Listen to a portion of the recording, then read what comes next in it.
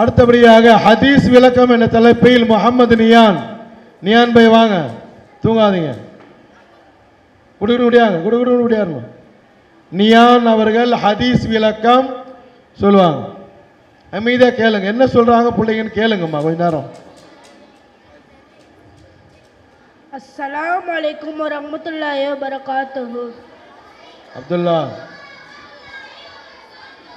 எனக்கு கொடுக்கப்பட்ட தலைப்பு எளிய மார்க்கம். ஹதீஸ் நம்பர் 16. இறையல். அக்ஸலுல் கலாமி கலாமுல்லா.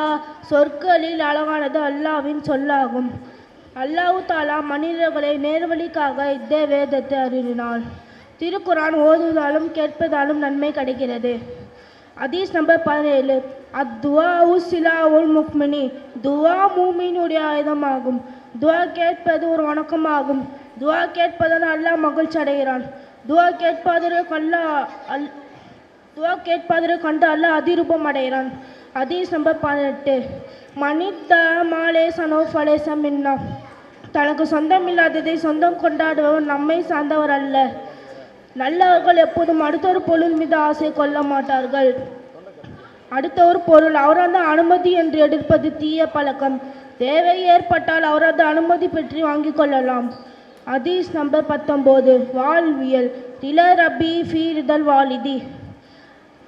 அல்லாவின் திருப்தி தந்தையின் திருப்தியில் உள்ளது.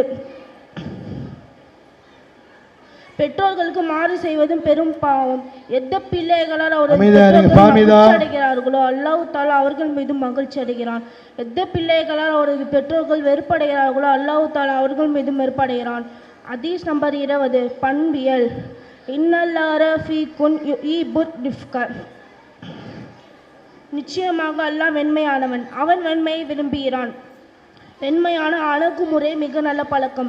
நம்மை நண்பரோடையும் நம்மை சந்திப்பினோடையும் வெண்மை அனுசரிக்க வேண்டும்.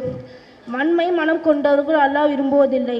இதுடன் என் உரையை முடித்துக் கொள்கிறேன். அஸ்ஸலாமு அலைக்கும் வரஹ்மத்துல்லாஹி வபரகாத்துஹு. மாஷா அல்லாஹ், அருமையான முறையில் ஹதீஸுடைய விளக்கத்தை சொன்ன முஹம்மது நியான் அவர்களுக்கு பாராட்டுகள்.